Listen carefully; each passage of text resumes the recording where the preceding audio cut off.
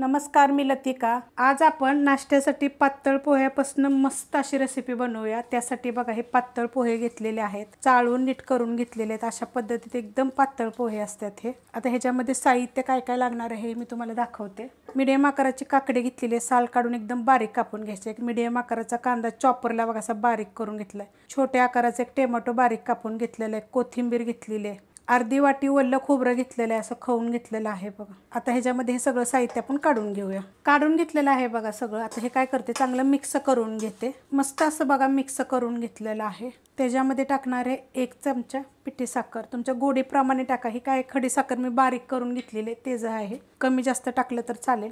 चवीप्रमाणे टाकायचं मीठ। मिक्स करून घेऊया। मस्त असं बघा मिक्स करून घेतलेलं आहे। 2 चमचे तेल मी गरम करून घेतलेलं आहे, त्यात टाकायचे आपल्याला छोटा 1 चमचा जिरं। त्यात टाकणार आहे आलं, अर्धा इंच आलं घेतलेलं आहे। त्यात टाकायचे आपल्याला हिंग पावडर। त्यात टाकायचे हिरव्या मिरच्या। हिरव्या मिरच्या चांगल्या भाजल्या गेल्या पाहिजेत, कडक गरम होतं। त्यात टाकणार आहे कढीपत्ता आणि हे चांगलं मिक्स करून घेऊया आपण।